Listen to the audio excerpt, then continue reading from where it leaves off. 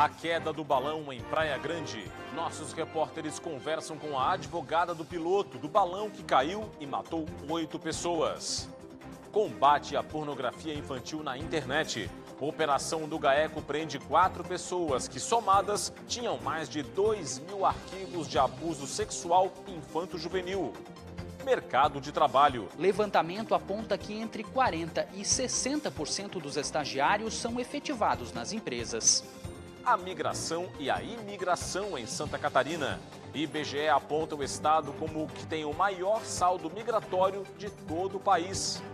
Série B do Campeonato Brasileiro. Criciúma e Avaí fazem hoje duelo catarinense válido pela 14ª rodada da competição.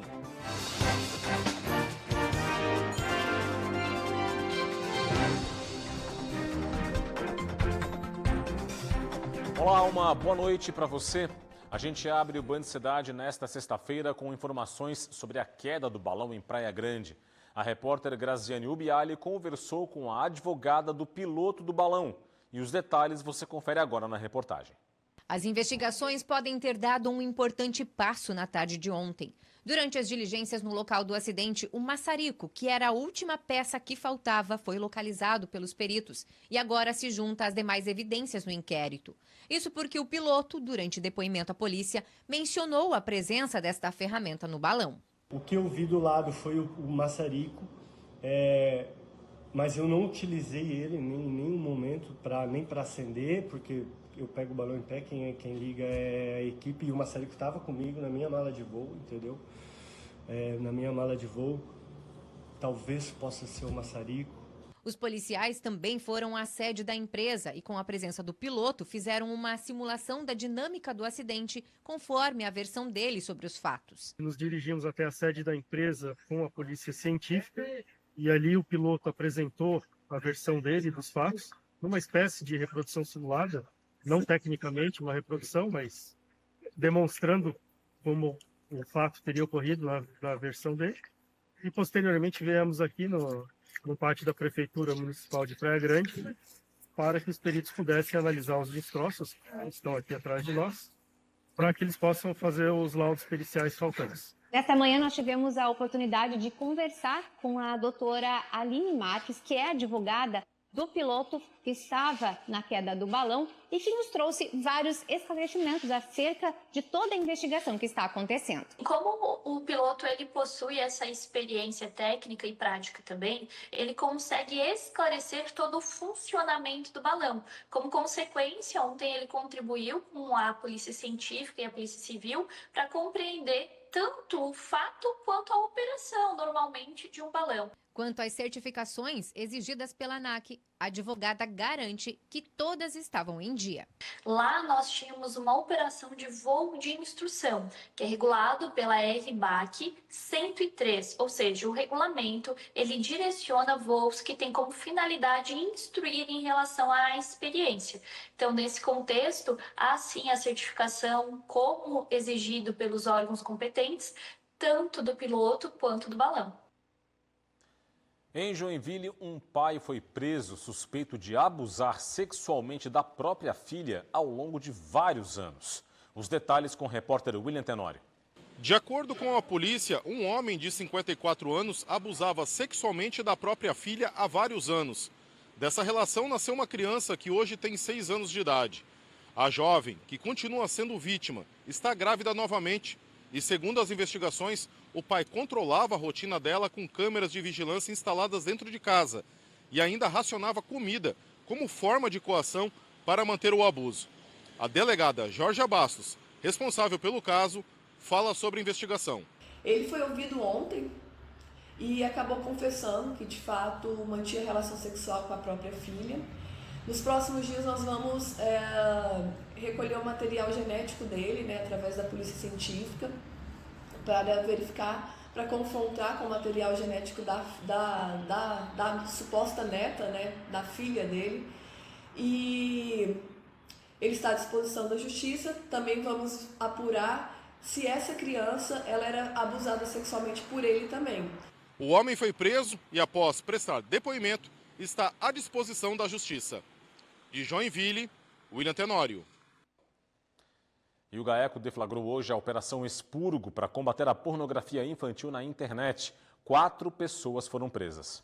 Os agentes cumpriram 10 mandados de busca e apreensão nas cidades de Camboriú, Brusque, Indaial, Timbó, Joinville e também em Ubatuba, São Paulo. A operação buscava identificar criminosos que atuam na internet e estão envolvidos com o armazenamento de conteúdos de abuso sexual contra crianças e adolescentes. Foram apreendidos celulares, computadores, tablets e mídias de armazenamento. Durante as buscas, os agentes encontraram material pornográfico infanto-juvenil em 4 endereços, nas cidades de Timbó, Indaial e Camboriú, o que resultou na prisão em flagrante de 4 pessoas, com idades entre 20 e 40 anos, que não tinham relação entre si. Somente estes 4 presos tinham somados mais de 2.000 arquivos de pornografia infanto-juvenil. As vítimas que aparecem nos arquivos tinham entre 5 e 8 anos de idade, mas ainda não foram identificadas.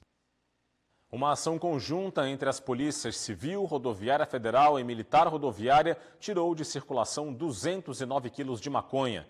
Foi na noite desta quinta-feira, na localidade de Invernadinha, em Rancho Queimado, na Grande Florianópolis. Após 4 dias de troca de informações, os agentes monitoraram a carga suspeita, que saiu do oeste e foi para a região metropolitana da capital. Essa carga de maconha foi localizada em uma propriedade rural. Ninguém foi preso. E câmeras de segurança flagraram um assalto em uma área comercial de Florianópolis. 3 mulheres foram as vítimas. O assalto ocorreu na rua Vidal Ramos, no centro, por volta das 9h30 da noite desta quinta-feira. As câmeras mostram 3 mulheres que caminhavam em direção à Catedral Metropolitana no momento em que são abordadas por 3 pessoas que anunciaram o assalto. As vítimas tentaram fugir, uma delas consegue escapar. Outra tem o casaco levado. A terceira mulher chega a entrar em luta corporal com um dos criminosos, até se desvencilhar e fugir. Os bandidos conseguiram escapar. As câmeras foram doadas pela CDL da capital e possuem reconhecimento facial com integração ao banco de dados das forças de segurança. E ainda na capital, um carro capotou no início da manhã desta sexta-feira na Avenida Beira-Mar Norte, no bairro Agronômica. O acidente ocorreu por volta de 5h30 da manhã, no trecho próximo à Polícia Federal, no sentido bairro Centro. A batida foi tão forte que o motor e a caixa de transmissão do carro foram arrancados. De acordo com a Polícia Militar, o capotamento ocorreu após o carro passar por uma poça d'água. Motorista e passageiro não tiveram ferimentos. E a seguir por aqui o comentário político de Cláudio Prisco Paraíso. E veja também, nossos repórteres mostram que de cada 10 estagiários, pelo menos 6 são efetivados após o fim do estágio. Os detalhes logo depois do intervalo, eu volto já já.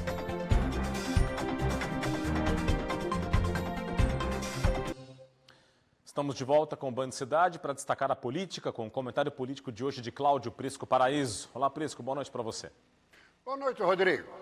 No próximo domingo, nova mobilização patrocinada por Jair Bolsonaro na Avenida Paulista.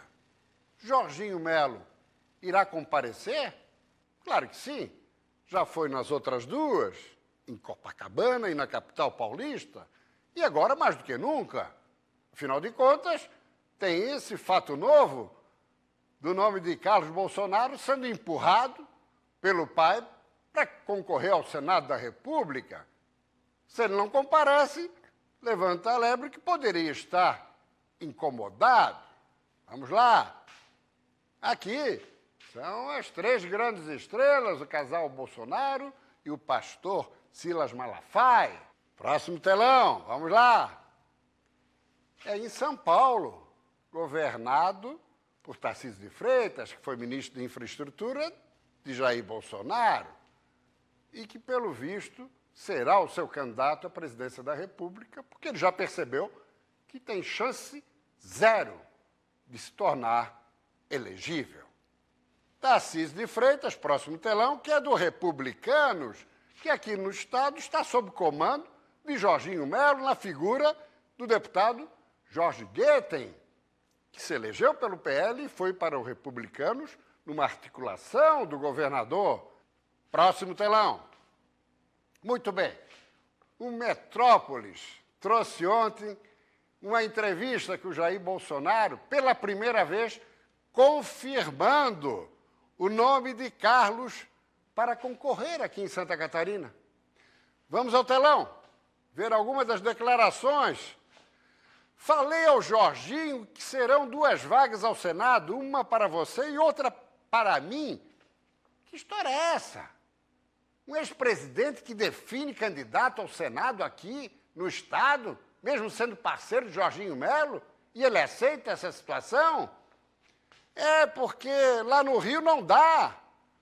Porque tem alguns amigos nossos, ele poderia concorrer a federal, mas tem candidatos que são ligados intimamente a mim, isso atrapalharia.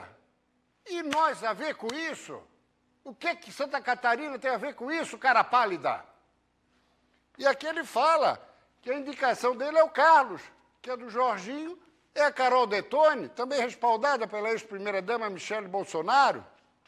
Ele fala, estão chamando de turista, de ET, aqui em Santa Catarina, o filho Carlos, e que isso, papai, que os outros partidos, PP, PSD, União, podem lançar candidatos, e claro que vão lançar, é evidente, vão ficar caudatários de uma indicação desarrazoada, descabida. Vamos lá, próximo telão. Agora tem um detalhe. O cidadão foi indiciado pela Polícia Federal no inquérito da BIM paralela. Pergunta-se, vai estar elegível lá em 2022? Ou vai ficar que nem o pai? Próximo telão. E aí, para encerrar. Perdeu a mim, candidato à reeleição, belíssimo nome. Aqui, Carlos Bolsonaro. Se perdeu a mim concorrer na chapa encabeçada por João Rodrigues,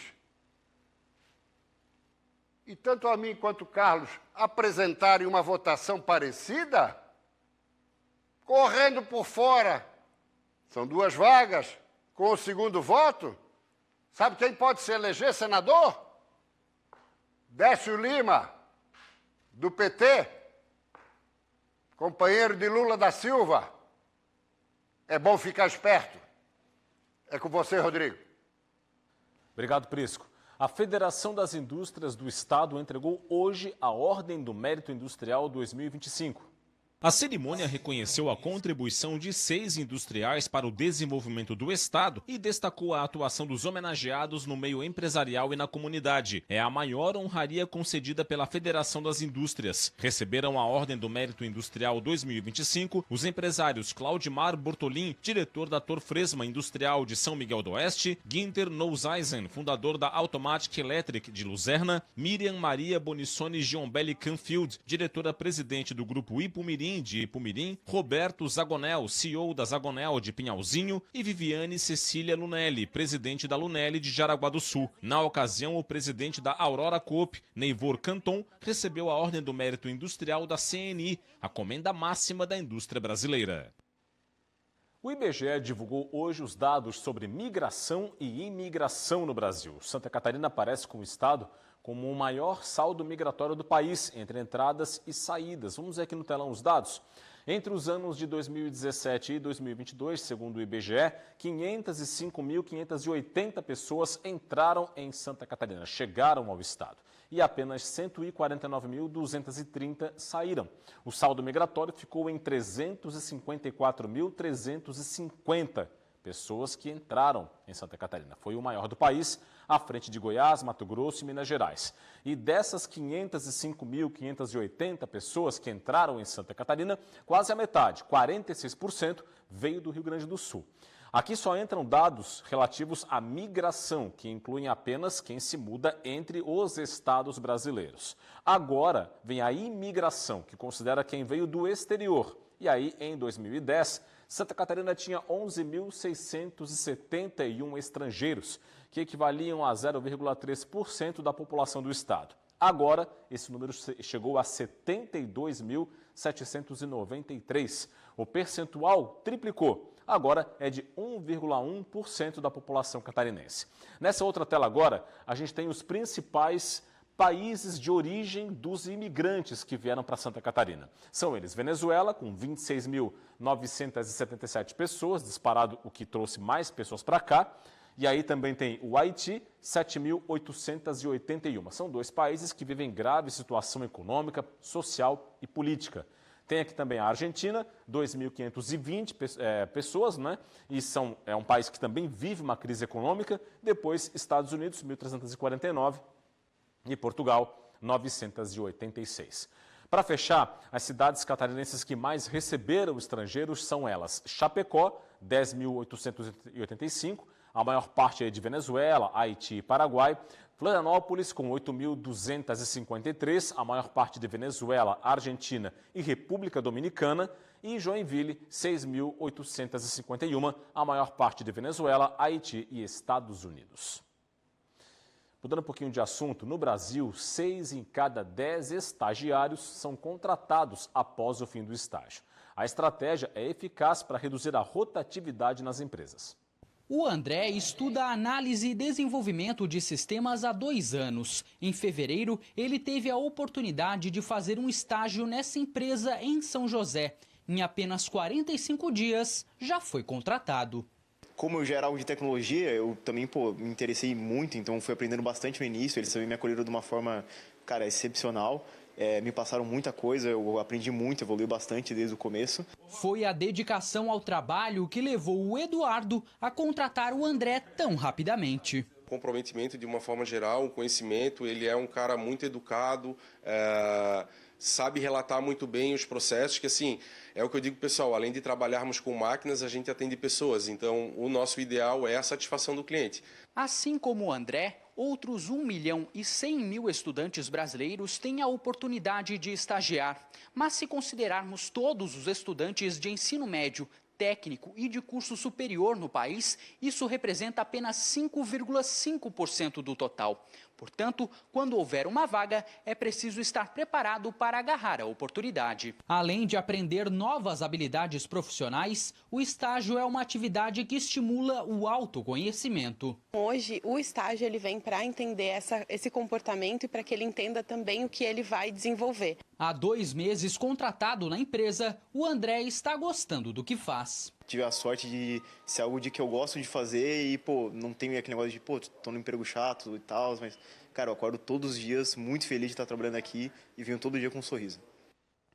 Olha, a seguir no Band Cidade, as informações do esporte. Criciúma e Avaí fazem duelo catarinense nesta sexta-feira pela 14ª rodada da Série B do Campeonato Brasileiro. Os detalhes deste e dos demais jogos do fim de semana depois do intervalo. Até já.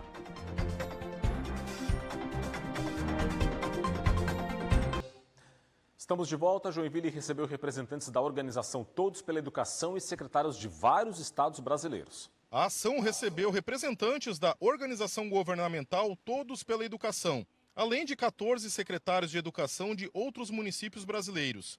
O objetivo desse movimento é atuar para que o poder público formule e implemente políticas públicas educacionais de maneira mais efetiva e assertiva. Joinville foi escolhido por ser uma cidade que tem feito uma excelente gestão educacional, tem entregado bons resultados e tem conseguido garantir o que é mais importante na educação básica, que é a aprendizagem dos estudantes e o desenvolvimento pleno de todos os estudantes. Segundo o Índice de Desenvolvimento da Educação Básica, o IDEB, Joinville é destaque nacional, ficando em 9º lugar nas séries iniciais, em 15º nas séries finais e no topo do ranking, quando se contabiliza apenas cidades que são capitais ou com mais de 500 mil habitantes. Além de ampliação de infraestrutura escolar, o município trabalha com parcerias com a iniciativa privada e programas educacionais. Joinville foi escolhida como única secretaria do país a ser visitada, nesse módulo aqui de imersão. Então eles estão vindo aqui para conhecer o que a gente faz, conhecer as nossas políticas, conhecer as nossas escolas.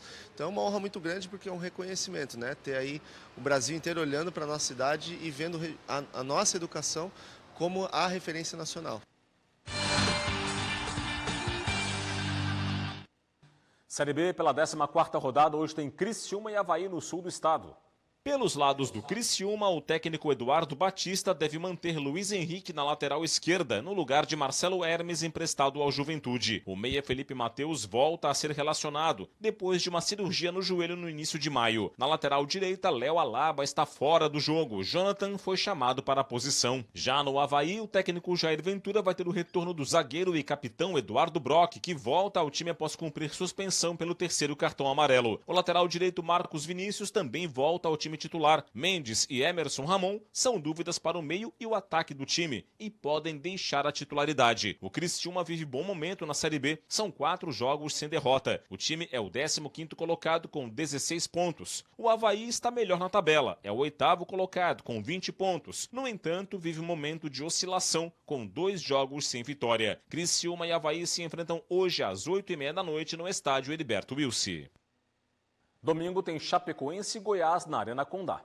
Para o duelo diante dos líderes da Série B, o técnico Gilmar Dalpozo não tem desfalques por suspensão. O treinador vai poder contar com os retornos do zagueiro Eduardo Doma, recuperado após um edema, e do lateral direito Gabriel Inocêncio, recuperado após uma cirurgia no tornozelo direito. Por outro lado, o goleiro Léo Vieira, com um problema muscular no treino desta quinta-feira, virou dúvida para a partida e vai ser reavaliado. Se não jogar, Rafael Santos pode estrear na equipe. A Chapecoense é a 10ª colocada da Série B com 19 pontos e precisa vencer para se manter próxima do G4. Chapecoense e Goiás se enfrentam neste domingo, às 7h da noite, na Arena Condá. Na Série C, o Figueirense tem duelo em casa diante do Confiança. Para o jogo deste fim de semana, o técnico Pintado deve promover mudanças no time titular. Criticado nas últimas partidas, o goleiro Fabrício deve ceder o lugar ao reserva Igor Gabriel. Outro jogador que pode ganhar uma nova chance no time principal é Gabriel Santiago, que não começa uma partida como titular desde que foi expulso contra o Itabaiana na 5ª rodada. Johnny Douglas está suspenso e é desfalque certo para o confronto. No ataque, Reift pode aparecer entre os titulares. O Figueirense é o 16º colocado da Série C com 9 pontos e precisa da vitória para se afastar da zona do rebaixamento e para manter as chances de entrar no G8. Figueirense e Confiança se enfrentam neste domingo, às 4h30 da tarde, no estádio Orlando Scarpelli. E agora você vai conhecer a artista plástica responsável por pintar e, anos depois, restaurar o acervo de quadros da capela do estádio Orlando Scarpelli. Olha só.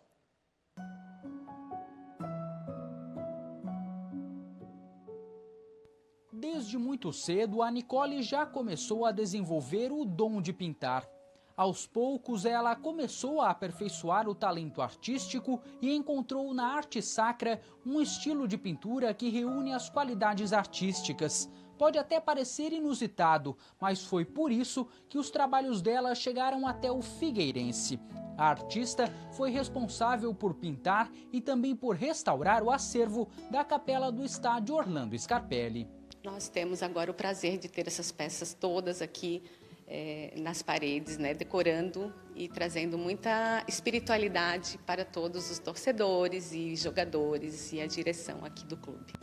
A habilidade com os pincéis e telas, somada à formação em moda, talentos que Nicole considera mais que especiais. São habilidades divinas. Meus 2 talentos é formar algo muito belo, é tocar almas. A emoção é muito forte, né, em tudo que eu faço. Então, nossa, isso aí fecha com chave de ouro os 2.